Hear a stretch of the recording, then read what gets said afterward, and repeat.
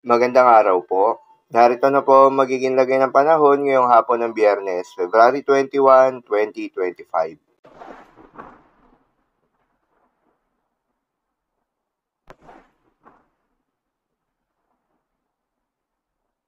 Sa kasalukuyan at ayon sa pag-asa, shear line o yung salubungan ng malamig na hangin at mainit na hangin ang nakakaapekto pa rin sa may Southern Luzon at Visayas.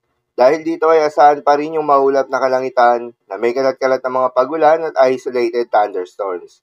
Habang yung northeast monsoon o hanging amihan naman ay nakakaapekto pa rin sa nalalabing bahagi pa ng Luzon.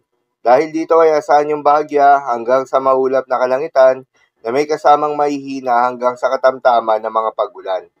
Habang yung easterlies o yung mainit na hangin galing sa may silangan, ang nakakaapekto naman sa nalalabing bahagi pa ng ating bansa.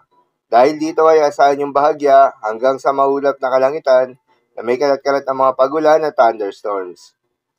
Magandang balita naman dahil ayon sa pag-asa ay wala pa rin tayong binabantayan na low pressure area o bagyo sa loob o malapit sa Philippine Area of Responsibility na maring makaapekto sa ating bansa.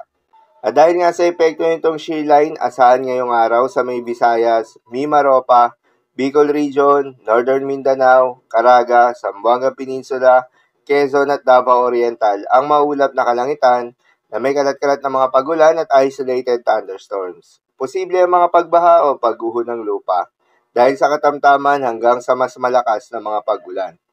Habang sa Basilan, Sulu at Tawi-Tawi, ay asahan naman yung maulap na kalangitan na may kalat-kalat na mga pagulan at thunderstorms na dulot ng easterlies. Posible rin ang mga pagbaha o pagguho ng lupa dahil sa katamtaman hanggang sa kung minsan ay malakas na pagulan. Habang sa Metro Manila, Cagayan Valley, Cordillera Administrative Region at nalalabing bahagi ng Calabarzon at Aurora, ay asahan naman yung maulap na kalangitan na may kasamang mga pagulan na dulot ng northeast monsoon. Posible rin ang mga pagbaha o pagguho ng lupa dahil sa katamtaman hanggang sa kung minsan ay malakas na pagulan. Habang sa nalalabing bahagi pa ng Luzon ay asahan naman yung bahagyang maulap hanggang sa maulap na kalangitan na may kalat-kalat na mga mahihinang pagulan na dulot ng northeast monsoon. At sa nalalabing bahagi pa nga ng Mindanao ay asahan naman yung bahagyang maulap hanggang sa maulap na kalangitan na may kalat-kalat na mga pagulan o thunderstorms na dulot ng easterlies. Posible rin ang mga pagbaha o pagguho ng lupa during severe thunderstorms. At dahil pa rin nga sa epekto nitong shear line, posible ngayong araw ang heavy to intense rain sa may Sorsogon, Albay, Southern Leyte, Dinagat Islands, Surigao del Norte at Surigao del Sur.